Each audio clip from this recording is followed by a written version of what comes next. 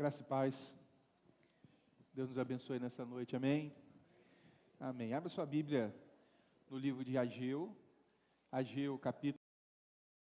Espero que nesse domingo e no próximo a gente ouça a voz do Senhor no livro de Ageu. Os nossos pequeninos de 2 a 10 anos podem ir para o culto com as crianças, continuarem adorando o Senhor, cultuando ao Senhor, aprendendo do Senhor. Ageu, abra sua Bíblia em Ageu, capítulo 1.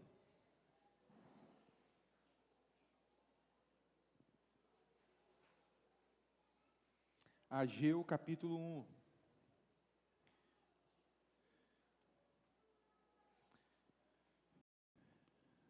Na hora que o presidente pediu para abrir Marcos, foi mais fácil, né?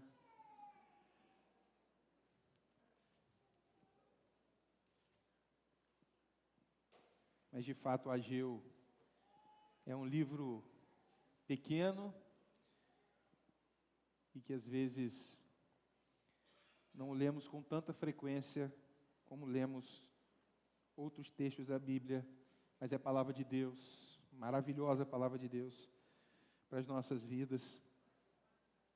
Ageu, capítulo 1, diz assim: no segundo ano do reinado de Dario, no 6º mês, no primeiro dia do mês, por meio do profeta Ageu, a palavra do Senhor veio a Zorobabel, filho de Salatiel, governador de Judá, e a Josué, filho de Josadaque, o sumo sacerdote, dizendo: assim diz o Senhor dos exércitos, este povo diz: ainda não chegou o tempo em que a casa do Senhor deve ser reconstruída. Por isso a palavra do Senhor veio por meio do profeta Ageu, dizendo: acaso é tempo de vocês morarem em casas luxuosas, enquanto este templo permanece em ruínas? Portanto, assim diz o Senhor dos exércitos, considerem o que tem acontecido com vocês. Vocês semearam muito e colheram pouco. Comem, mas isso não chega para matar a fome. Bebem, mas isso não dá para ficarem satisfeitos. Põem roupa, mas ninguém se aquece. E o que recebe salário, recebe-o para colocá-lo numa sacola furada. Assim diz o Senhor dos exércitos: considerem o que tem acontecido com vocês. Vão até o monte, tragam madeira e reconstruam o templo. Dele me agradarei e serei glorificado, diz o Senhor. Vocês esperavam que fosse muito, mas o que veio foi pouco, e esse pouco, quando levaram para casa, eu dissipei com um sopro. E por quê? Pergunta o Senhor dos exércitos. Porque o meu templo permanece em ruínas, enquanto cada um de vocês corre por causa de sua própria casa. Por isso, os céus retêm o seu orvalho, e a terra não produz os seus frutos.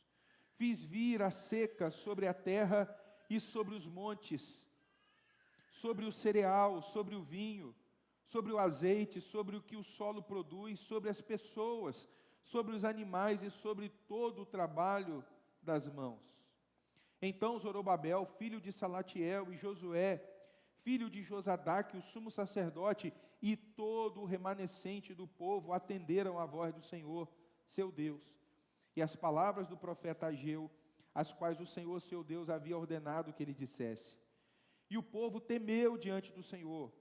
Então Ageu, o enviado do Senhor, falou ao povo segundo a mensagem do Senhor, dizendo: eu estou com vocês, diz o Senhor. O Senhor despertou o espírito de Zorobabel, filho de Salatiel, governador de Judá, e o espírito de Josué, filho de Josadaque, o sumo sacerdote, e o espírito de todo o remanescente do povo. Eles vieram e começaram a trabalhar no templo do Senhor dos exércitos, seu Deus. Era o 24º dia do 6º mês do 2º ano do reinado de Dario. Amém. Vamos orar mais uma vez. Senhor, fale conosco nessa noite. Nós queremos te adorar conhecendo e praticando a tua palavra. Para isso precisamos da ajuda do Teu Santo Espírito, Senhor, que age no coração do Teu povo, que a Tua palavra alcance cada um de nós aqui. Também, ó Deus, trazendo não só a edificação ao Teu povo, por esse meio, ó Deus, de experimentarmos o Teu favor, a Tua graça, que é a Tua palavra, mas também, ó Deus, palavra poderosa para transformar o coração duro, o coração, ó Deus, rebelde, o coração distante do Senhor. Que seja uma noite, ó Deus, maravilhosa, porque ouvimos a Tua voz, porque o Senhor está conosco, e o Senhor tem feito maravilhas no nosso meio, Senhor. Nós oramos em nome de Jesus, amém, amém. Todos nós, em determinado momento da nossa vida, precisamos ouvir Deus dizendo, através de alguém, por sua palavra, pare de postergar, pare de deixar para depois, pare de adiar, depois eu faço, vai chegar o tempo, vai chegar a hora. Todos nós corremos o risco de negligenciarmos o que é prioridade em nossas vidas, o que deve ocupar o primeiro lugar. Todos nós, se não fizemos, eu creio que todos nós já cometemos esse pecado, nós corremos o risco de cair nesse pecado, de desorganizarmos as prioridades da nossa vida. E no que diz respeito a Deus, e como o Senhor Jesus disse, buscar o seu reino e a sua justiça em primeiro lugar, nós corremos o risco de colocarmos coisas, pessoas, lugares, tarefas, propósitos no lugar de Deus em nossa vida. E é claro que, se nós rejeitarmos a fonte das bênçãos, se nós rejeitarmos o abençoador, ainda que o Senhor nos abençoe, seja com a graça comum aos que creem e aos que não creem, seja a graça especial que é dada ao seu povo, nós ainda assim não desfrutaremos do Senhor e da vontade de Deus. É claro que nós podemos desfrutar das bênçãos de Deus, ainda que em desobediência. É claro que Deus, na sua bondade, pode cuidar de uma família de incrédulos por causa do seu amor e da sua aliança com aquele que crê e está naquela família, sem contudo que a gente esteja obedecendo o Senhor. O livro de Ageu, esse pequeno livro, ele é o primeiro profeta a anunciar a palavra de Deus depois do povo de Israel ter voltado do exílio. Nós temos caminhado próximo àquilo que encontramos lá no final, no capítulo 12 do livro de Daniel. Daniel, no final da sua vida, com mais de 80 anos, vivendo nesse tempo, ouvindo Deus mandar ou levar de volta os exilados para sua terra, para Jerusalém. Nesse tempo aqui, eram cerca de 50 mil pessoas, aproximadamente, que retornaram da Babilônia e retornaram também de outras terras. E esses que voltaram, por incrível que pareça, eram os mais dedicados, os mais consagrados, porque muitos não quiseram voltar da Babilônia, porque já haviam se estabelecido, haviam prosperado, eram negociantes, estavam ali com a sua vida, já tinham filhos e já tinham netos. Nem todos quiseram voltar, mas esses que voltaram, principalmente, acredita-se de que desses 50 mil, de cada 7 pessoas, um era sacerdote. Então havia o desejo de restabelecer esse reino de sacerdotes em Israel. Era um povo temente a Deus. Não estamos falando de ímpios, não estamos falando de pessoas que desprezavam o único Deus verdadeiro. Era o povo de Deus, mas que sofria de uma certa paralisia espiritual que sempre ataca o povo de Deus. E que Deus então usa Ageu, um homem semelhante a nós, mas que foi chamado para profetizar, para que chamasse o povo para estabelecer corretamente as prioridades, para que olhasse para Deus, para que agisse em obediência à vontade de Deus. Meus irmãos, na leitura desse texto, o que mais me chama a atenção, o que mais Deus falou ao meu coração é: Deus é adorado quando o obedecemos. Deus não é adorado por nós quando somente ouvimos a sua voz.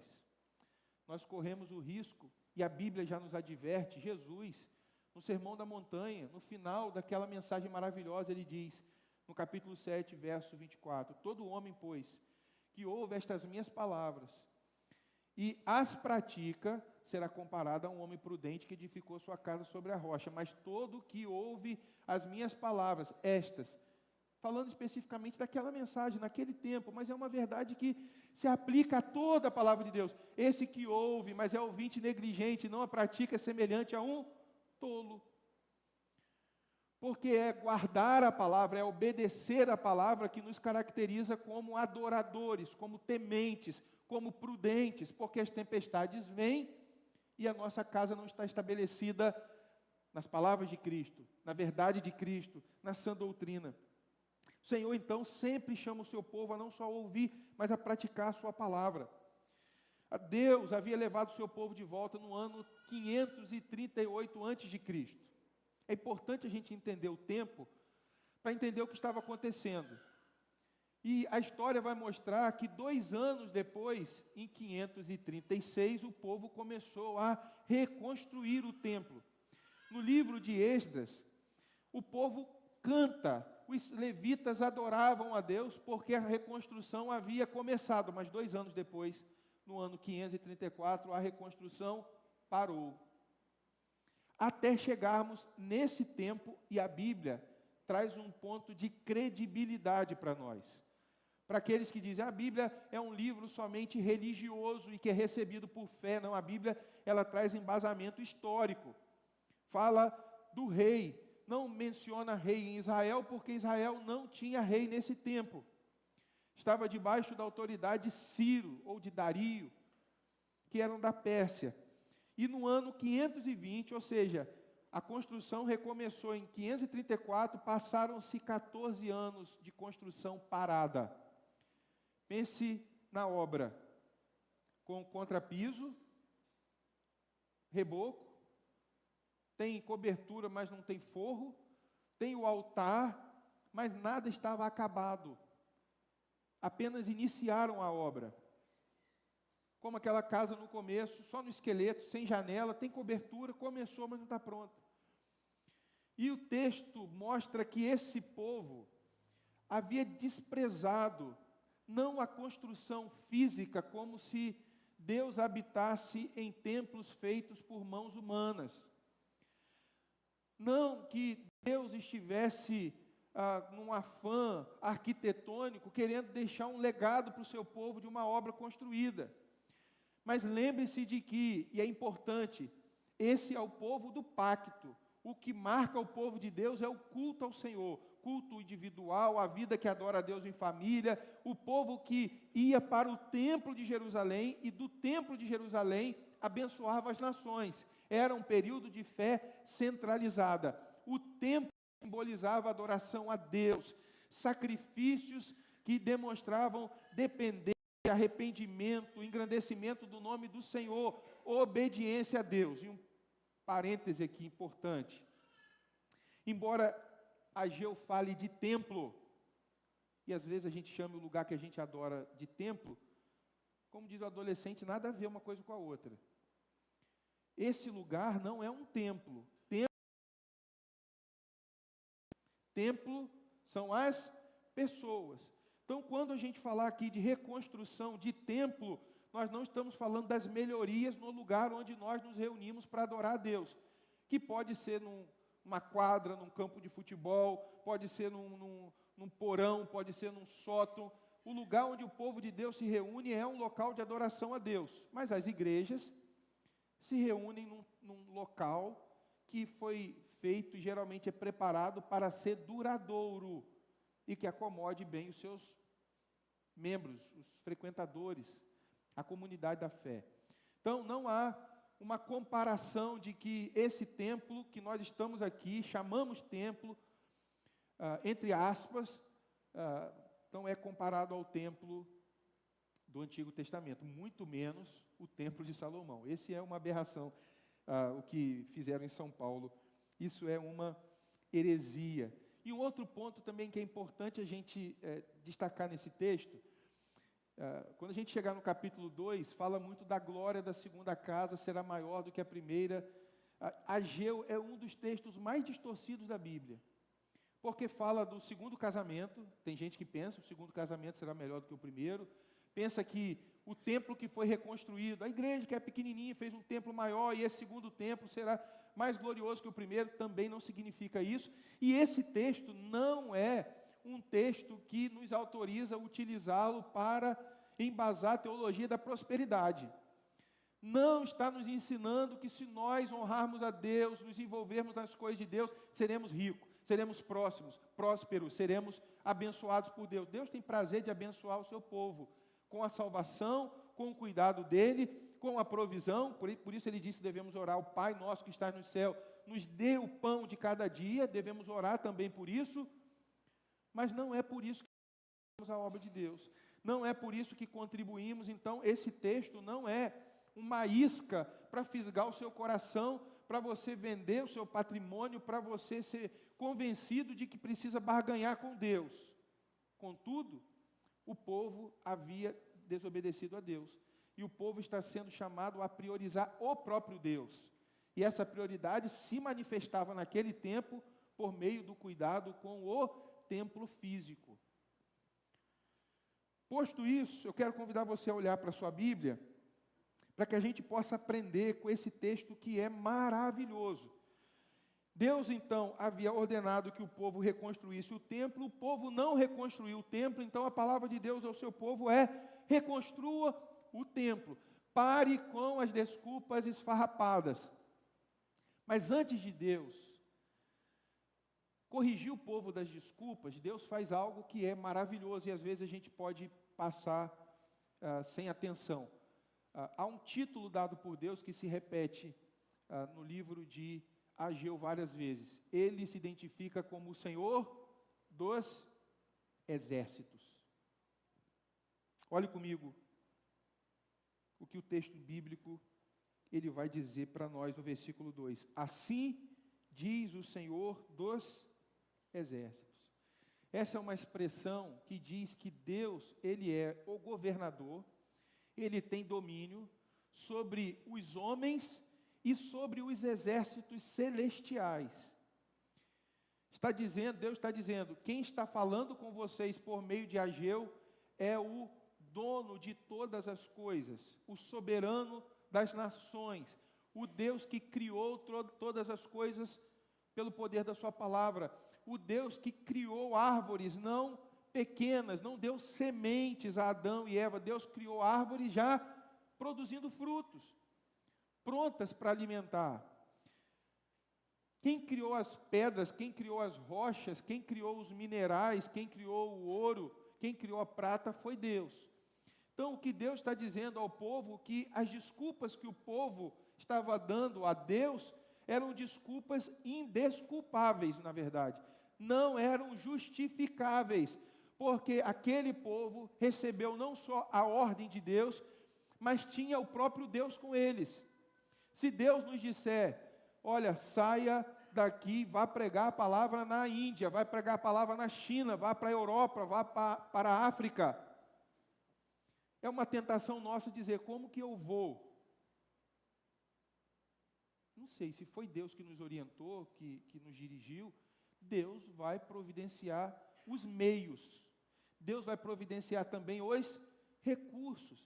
Então, Deus começa tratando com Ageu, que Ageu, assim como nós, precisamos conhecer mais o Senhor, precisamos saber quem é o nosso Deus. A vida cristã é o conhecimento contínuo do Senhor. As nossas dúvidas, as nossas incredulidades e a alteração das nossas prioridades passam muito pelo desvio do nosso olhar de quem é Deus, da beleza de Deus, do poder de Deus, da grandeza de Deus. Então o povo é chamado a conhecer a Deus, a saber quem é o Senhor, e o Deus do seu povo, ele é o Senhor dos exércitos. Daniel, no capítulo 11, verso 35, ele diz que o povo que conhece o seu Deus, ele é forte e ativo.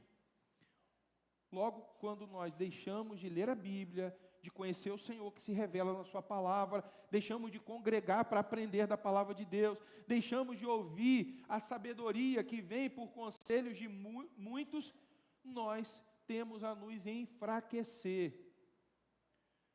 Minhas ilustrações são sempre muito simples, mas eu creio que ajuda.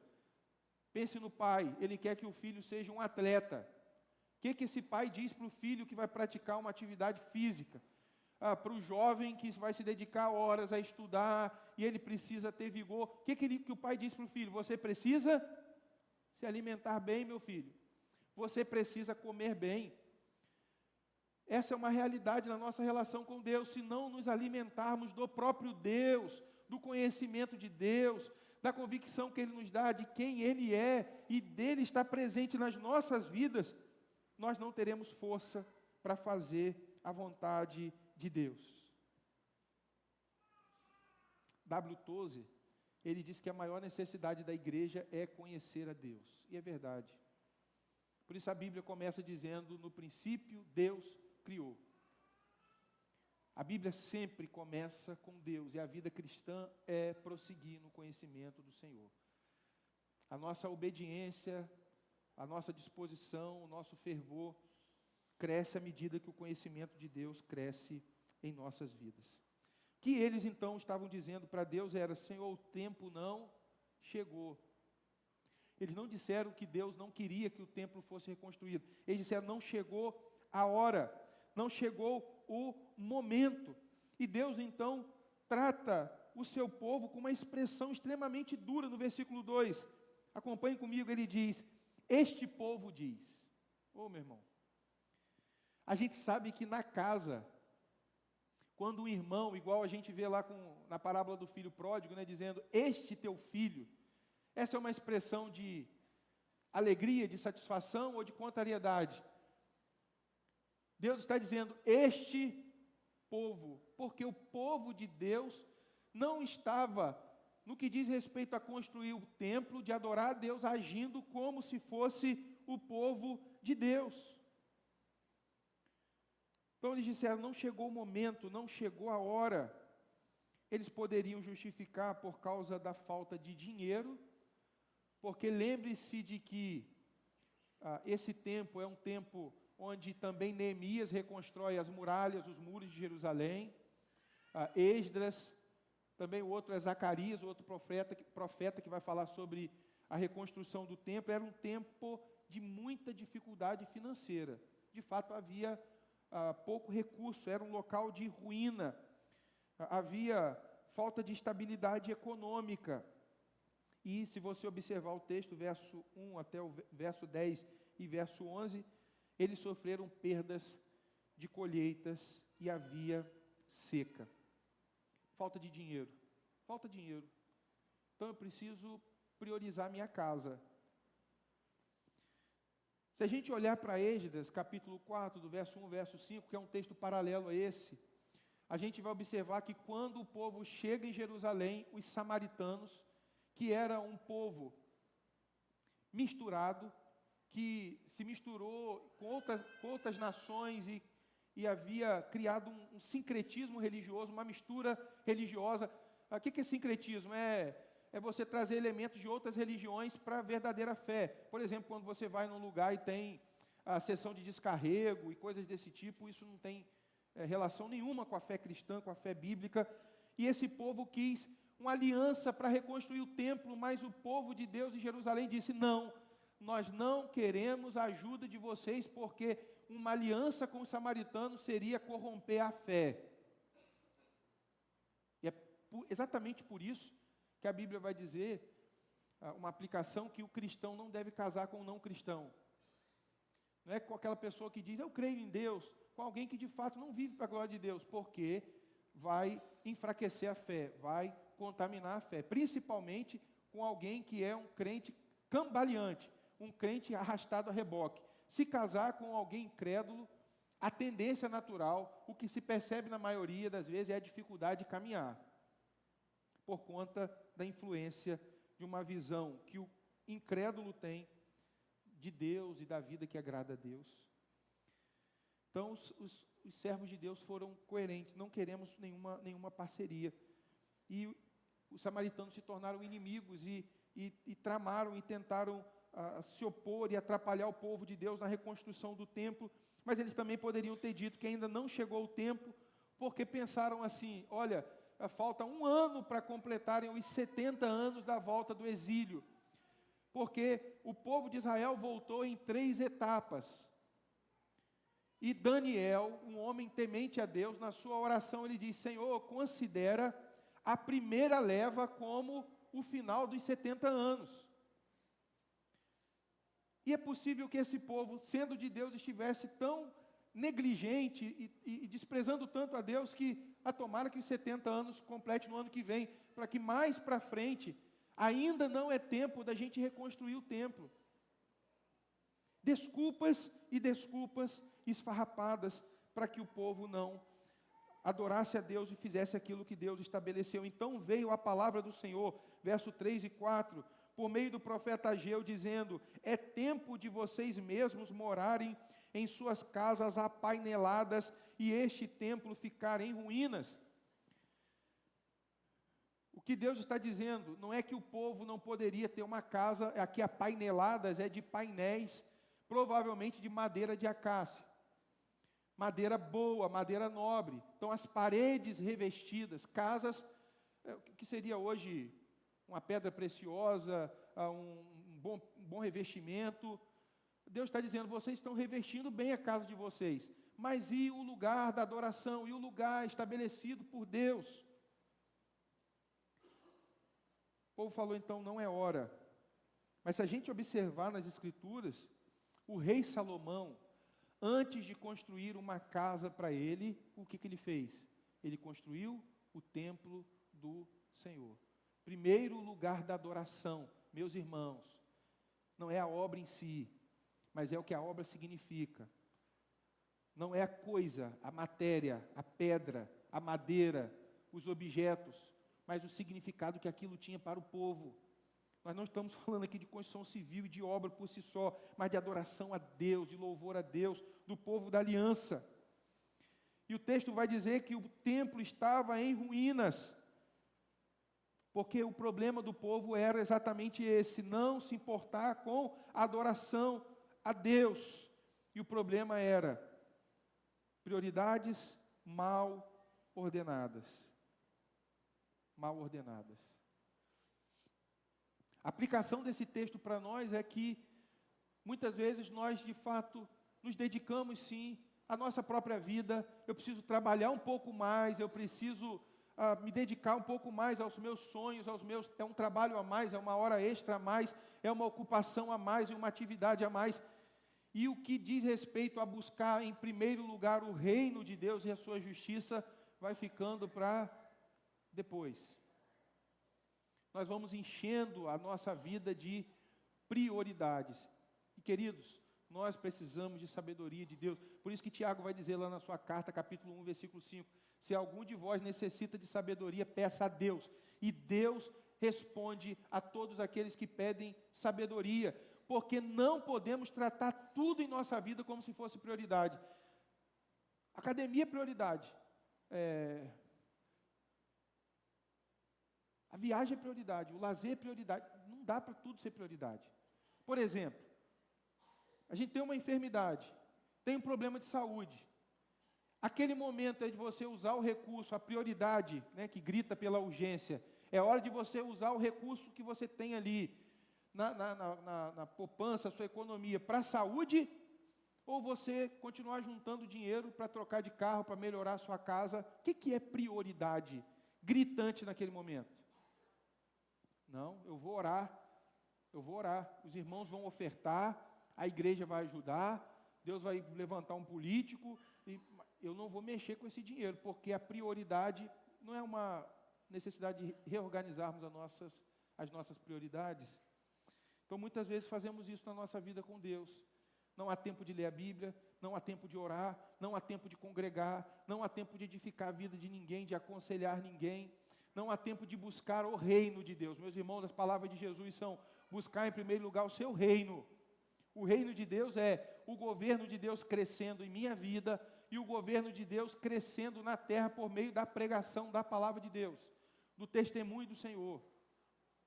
Eu sempre encontro um tempo para aprender um pouco mais e sempre substituo a palavra de Deus. Eu sempre tenho um tempo a mais para mim, para o meu bem-estar, para a minha qualidade de vida. Mas aquilo que a Bíblia diz que é fundamental, olhe para Cristo, olhe para a vida de Cristo. Você quer saber o que é buscar o reino de Deus? Olhe para a vida de Cristo, olhe para como Cristo viveu, olhe para como Cristo tratou o povo, olhe para como Cristo priorizou a agenda do Pai, a vontade do Pai. Buscar o reino de Deus nunca é algo relativo, é uma prioridade absoluta para todo servo de Deus. É possível que eles tenham dito, não conseguimos fazer muita coisa no templo, estou cansado de viver em ruínas, é hora de começar a reformar a minha casa. Deus quer que eu dê atenção às coisas do lar. O lar vem em primeiro lugar. Eu financiaria mais construções no templo, mas todo o meu dinheiro está investido na reforma da minha casa. Eu não estou vivendo extravagantemente. Olhe para as outras casas da vizinhança, olhe para outras casas do bairro, olhe para outras casas de irmãos, do povo de Deus, olhe para as carruagens em suas entradas, na sua garagem. Alguém deveria começar a trabalhar no templo, alguém, uma outra pessoa, espero que alguém se disponha a fazer o trabalho. Preciso terminar de colocar os painéis na minha sala de estar. O altar está lá, e nós pelo menos podemos sacrificar ao Senhor. Essas desculpas são extremamente possíveis, porque estão relacionadas àquilo que o texto está dizendo. O profeta Ageu era como um despertador. Despertador. Que é indesejável, mas profundamente necessário.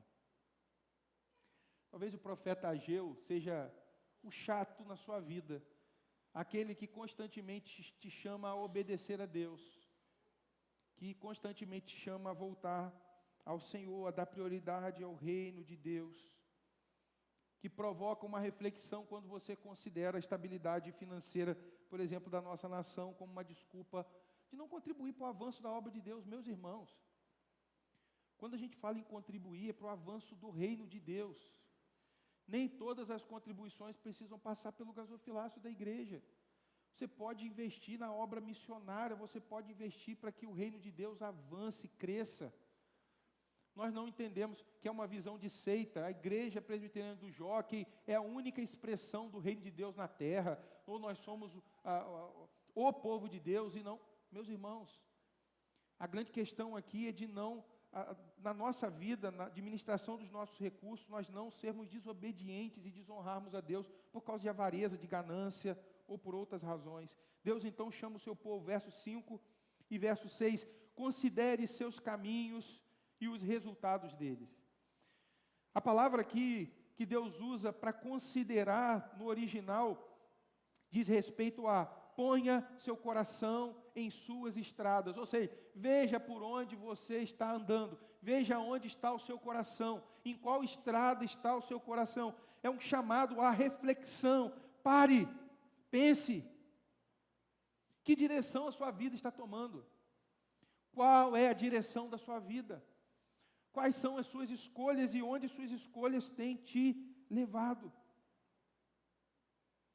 Verso 6 e verso 7, verso 6 ao verso 9, Deus mostra a consequência, porque se Deus nos abençoa na obediência, aquilo que o homem planta, ele colhe, há também consequências para a desobediência.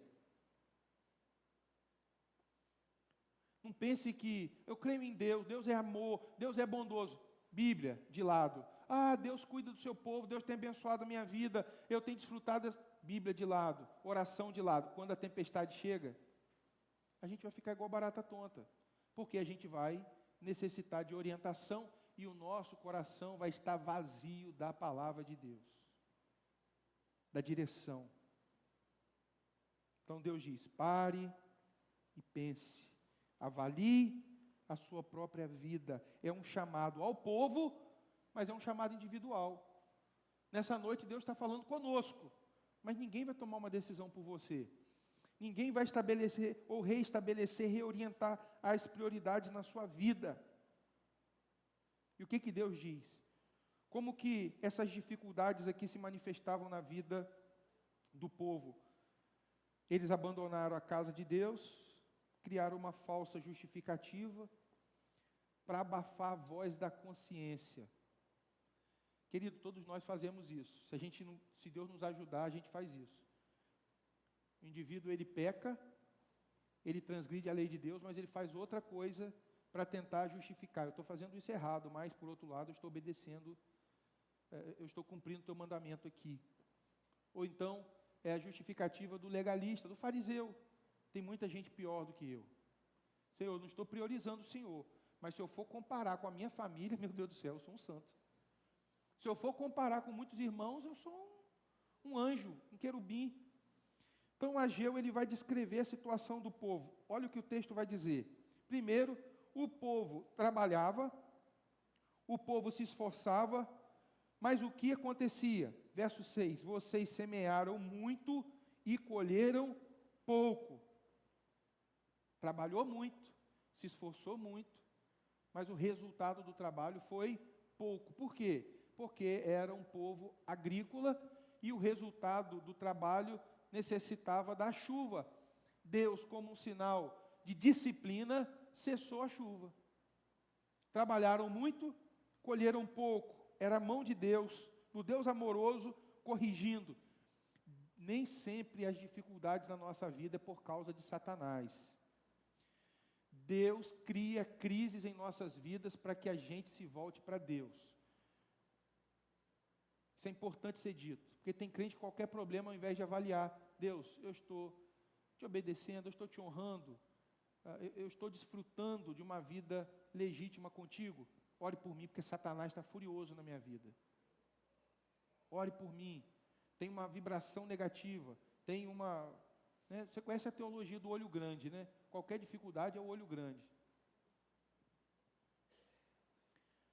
Então Deus estava disciplinando o seu povo, julgando o seu povo, corrigindo o seu povo, para que o povo se voltasse para Deus. Deus havia prometido por Moisés, lá em Deuteronômio, capítulo 11, verso 16 e 17, que cessaria a chuva como sinal da disciplina dele sobre o seu povo.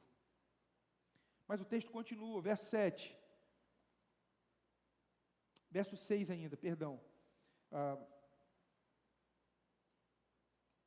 Vocês semearam muito e colheram pouco. Comem, mas isso não chega para fartar a fome. Fartar. Matar a fome. Saciar a fome. Bebem, mas isso não dá para ficarem satisfeitos. Põem roupa, mas ninguém se aquece. E o que recebe salário, recebe-o para colocá-lo numa sacola furada. Sabe o que é? Inverter as prioridades, e aí você trabalha e até tem, e até consegue desfrutar, ou consegue ver, a casa vai melhorando, as coisas financeiramente vão melhorando, você começa a comer melhor. Você dizia assim, olha, o meu sonho é comer naquela churrascaria, o meu sonho era conhecer aquele lugar. Aí você come e volta para casa insatisfeito. Você viaja, e depois viaja, e depois viaja, e quando chega em casa você está insatisfeito. Sabe por quê? Porque viagens são maravilhosas. Que Deus nos conceda, todos nós, viajar, aproveitar, não é isso? Isso é uma benção. Visitar os familiares, conhecer novos lugares, isso é uma benção. Mas se Deus não for a fonte da nossa satisfação, a gente vai viajar e vai voltar com promessas de, você precisa de uma viagem. Depois que você viajar, você vai voltar novo, aí você viaja e volta pior. Porque você colocou a sua expectativa não em Deus, mas em lugares, em coisas e pessoas. Era um povo insatisfeito com aquilo que eles trabalhavam e colhiam. Nada basta. Salomão lhe vai dizer que no lugar onde há avareza, não há descanso. Na casa onde há avareza, não há paz. Você vai melhorando, bota painel, e daqui a pouco troca painel, e bota madeira, e daqui a pouco bota inox na parede, tira e bota ouro, e troca o piso, e nada está bom. E nada está bom. Nada está bom, nada satisfaz. Porque a fonte da satisfação foi substituída, foi trocado. Então Deus diz: subam aos montes, tragam lenha. Deus chama o seu povo para a prática, para a ação, para a obediência. O alimento é Deus, a fé precisa estar em Deus, a obediência precisa estar no Senhor. Mas o povo então é ordenado a trabalhar. Vão ao monte, diz o versículo 8, e tragam madeira e reconstruam o templo. O povo sabia o que era necessário fazer. Mas o que era possível de acontecer? Como acontece muitas vezes conosco. A gente pensa, outro vai fazer isso. Eu não vou ajudar não. Deus, eis-me aqui, envia o irmão ali. Eis-me aqui, Senhor, mas eu estou só na intercessão, meu irmão. Você vai que eu estou só com as mãos estendidas. O chamado era para que todo o povo trabalhasse. Há uma história maravilhosa, que é do considerado o pai das missões modernas, um homem que se chamava William Carey. Esse homem, que era então um candidato a missionário, a ir para o campo, numa reunião, aquele jovem, ele disse o seguinte: olha, eu irei para a Índia, alcançar os perdidos que estão naquele lugar. E naquela reunião, um homem chamado John Ryland, creio que seja isso, me perdoe o pessoal do inglês, disse o seguinte para ele: jovem, sente-se, você é um entusiasta. Quando Deus se agradar em converter os pagãos, Ele o fará sem a sua ajuda ou a minha. Na verdade, Deus vai alcançar os pagãos através da minha vida, da sua vida ou de outros irmãos. Mas Deus quer fazer grandes coisas através de nós. E a frase, o lema desse missionário de Carey era: espere grandes coisas de Deus e faça grandes coisas para Deus. Esse homem, ele não era alguém inerte. Ele não era um simples sonhador. Sabe, pessoas sonhadoras, que têm a igreja do seu sonho, vivem a utopia, a igreja do amor perfeito, a igreja da comunhão perfeita, a igreja do louvor perfeito, a igreja da liderança perfeita, a igreja da... Não existe isso, não existe. Existem pecadores que se colocam nas mãos de um grande Deus e são usados com suas limitações, com as suas falhas, para a glória de Deus, e são transformados na caminhada. Deus diz ao seu povo o que o povo precisa fazer. Olha o que diz o verso 8: tragam madeira, reconstruam um templo, dele me agradarei e serei glorificado, diz o Senhor. Há uma mudança de prioridade. Qual é a prioridade? Me agradar, para agradar a Deus. O meu bem-estar, a minha satisfação e o meu conforto, para que Deus seja glorificado, precisarei sacrificar. Mas o texto de Ageu, ele é maravilhoso, meus irmãos. Porque Ageu, ele é um dos poucos profetas que ele pregou e houve uma resposta imediata. O texto vai dizer que o povo respondeu prontamente ao profeta Ageu. O texto vai dizer que então Zorobabel, filho de Seatiel, verso 12, e Josué, ou seja, o governante político e o governante religioso, o sacerdote, eles se dispuseram, e o texto vai dizer que todo o povo se dispôs a fazer a vontade do Senhor. Todo o povo, diz aqui, o restante do povo, juntos, obedeceram à voz do Senhor seu Deus e às palavras do profeta. Ageu era a boca de Deus. Ele era um homem inspirado para trazer a vontade revelada de Deus. E o povo entendeu, não é alguém trazendo uma sugestão, uma opção, um bom conselho, é Deus falando através de Ageu, e o povo prontamente obedeceu. Observe o texto. O texto vai dizer que a obediência começa pela liderança. Então, os líderes, eles se dispuseram a participar da construção do templo. A obra. Por que isso? Porque nós somos exemplo para o povo. A liderança conduz o povo. É claro que, se olharmos nas Escrituras, nem todos seguiram a Cristo. Não significa que, como líderes, todos nos seguirão no caminho da piedade, na obediência ao Senhor. Isso também seria uma utopia. Mas líderes são aqueles que se prontificam. Não pode contar comigo, eu vou à frente. Não houve desculpa da parte da liderança. Então a vida do líder é a sua liderança. Da mesma forma que o pecado do líder é também o mestre dos pecados. Nós que somos líderes, somos influenciadores, meus irmãos. Influenciadores. Estamos para direcionar pela palavra, estamos para nos esforçar para viver pela palavra, nós estamos para influenciar. A liderança aqui não estava para fazer o trabalho do povo, ou no lugar do povo, mas eram eles que estariam à frente para conduzir o povo de Deus, o trabalho. E o texto vai dizer que o restante dos remanescentes, do povo que Deus preservou, esse povo se uniu para o trabalho do Senhor. Ele se uniu, o texto vai dizer, com temor, e o povo temia Deus, o povo reverenciava o Senhor. Meus irmãos, isso é maravilhoso, porque nós no trabalho, nessa busca de fazer aquilo que é prioridade, nós precisamos temer a Deus em primeiro lugar. Temer a Deus em primeiro lugar. Porque pense nos líderes, pense no povo. Você começa a fazer, começa a trabalhar, e não só busca o feedback, a orientação do outro, uma resposta, um retorno, se o trabalho está sendo bem feito, se é isso mesmo. Mas imagine, Senhor, pode contar comigo, eu obedeço. O que você está achando? Eu estou trabalhando bem? Você se agrada? E aí qualquer crítica, qualquer apontamento, toma, você quer, você faz sozinho. O trabalho de Deus não tem dono. Por mais que a igreja tenha pastor, a obra é do Senhor. O reino é do Senhor. E a glória é do Senhor. Todos nós somos servos. A liderança é composta daqueles que são servos, tirados do meio dos servos para servi-los.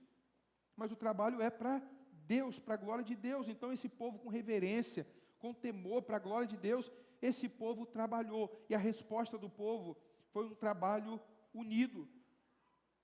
O texto vai dizer, no versículo 14, o Senhor despertou o espírito de Zorobabel, filho de Salatiel, governador de Judá, e o espírito de Josué, filho de Josadaque, o sumo sacerdote, e o espírito de todo o remanescente do povo.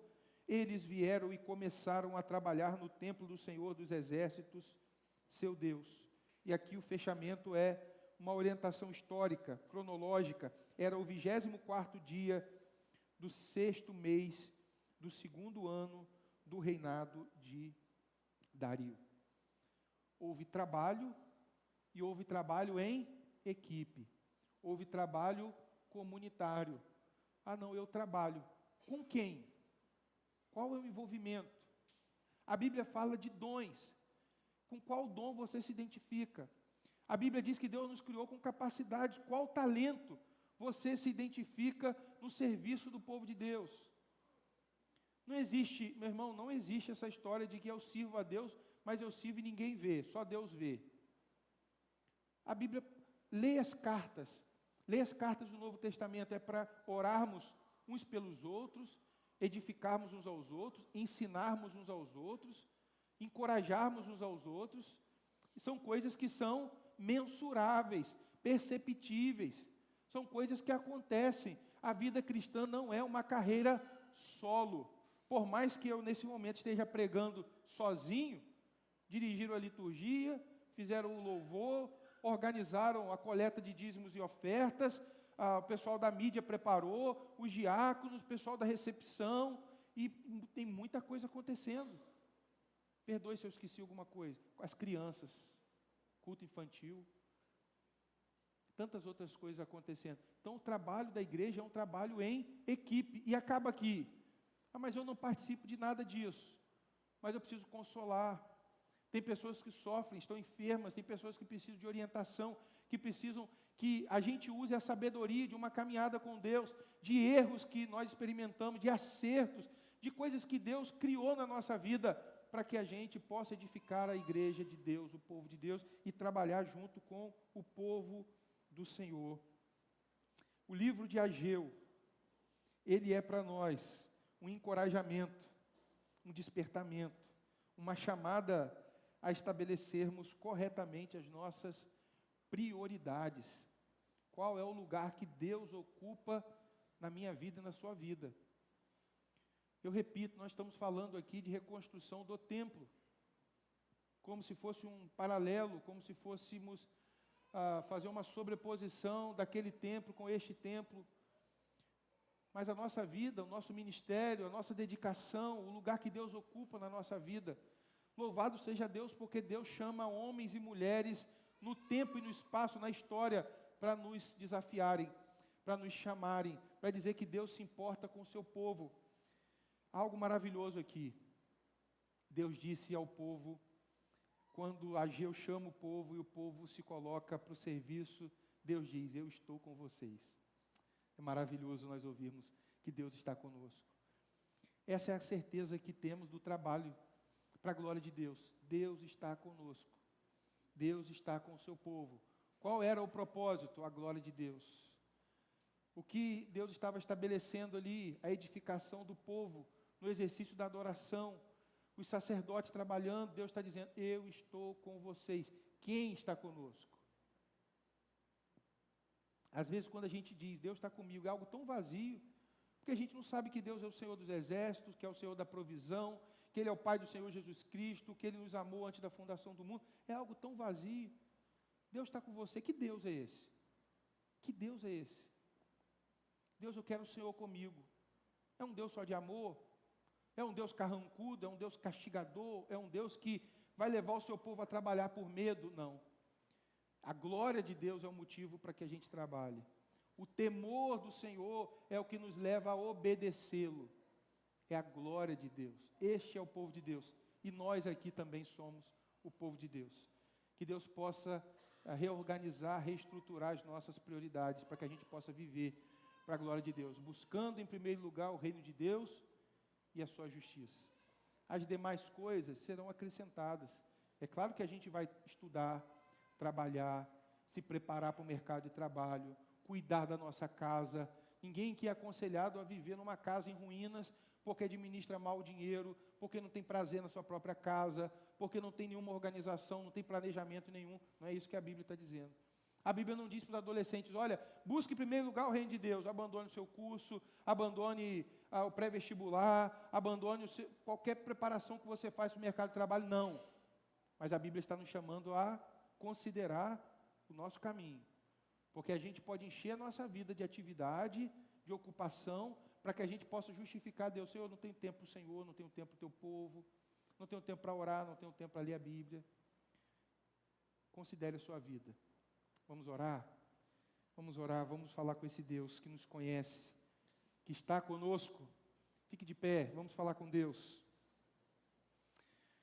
Senhor, Tu és o nosso Deus, que fala conosco para não postergarmos, para não adiarmos, para não deixarmos para amanhã aquilo que precisamos fazer hoje. Para isso, ó Deus, pedimos a sabedoria dos altos céus, sabedoria que vem da Tua palavra, que vem da multidão de conselhos, ó Deus, daqueles que Te conhecem, que Te amam, que caminham contigo, ó Deus, que já experimentaram erros e acertos contigo, desfrutam do Teu amor, da direção da Tua palavra. Senhor, nós queremos ser marcados, ó Deus, como um povo que tem sabedoria, que tem uma vida, ó Deus, organizada, estruturada, que vivem, ó Deus, também lidando com urgências, com desafios, mas, ó Deus, constantemente consideram no seu caminho, seu coração, sua disposição, sua vontade. Deus, não há outro que se compare a Ti. Tu és o Deus do pacto, o Deus da aliança, o Deus, ó Deus, que fez promessas a Abraão, que fez promessas, ó Deus, de resgatar um povo a partir do sacrifício de si mesmo, na pessoa do Seu Filho Jesus. E nós o adoramos da mesma forma que o povo do Senhor em Israel Te adorava. Eles no templo, ó Deus, nós sendo o templo, a habitação do Teu Espírito. Queremos cuidar para que a nossa vida, a nossa fé, na dimensão tanto individual, no dia a dia ou comunitária, olhando para aquilo que é nosso, para aquilo que é do Teu povo, para as necessidades do Teu povo, possamos buscar em primeiro lugar o Teu reino, e, ó Deus, nos dê alegria, Senhor, de vermos não só conquistas de sonhos individualistas, egoístas sendo realizados, mas de sonhos, ó Deus, que envolvem o povo da aliança, a coletividade, a tua família, Deus. Vermos pessoas, ó Deus, crescendo na fé, abandonando pecados, ó Deus, amadurecendo, vivendo relacionamentos saudáveis, se dedicando a fazer o Senhor conhecido. Que essas coisas alegrem o nosso coração. Como é bom, Senhor, como é maravilhoso, Pai, caminhar contigo. Nós queremos viver, ó Deus, essa restauração que esse povo viveu, da paralisia, da apatia, da inércia. Ó Deus, para o trabalho, dedicado, zeloso, organizado, planejado, debaixo de oração, de dependência do Senhor, de arrependimento contínuo, para que o Senhor se agrade do que a gente faça, para que o Senhor se agrade de nós. Abençoa a tua igreja, Senhor. Assim oramos em nome de Jesus. Amém. Amém. Vamos cantar o nosso Deus.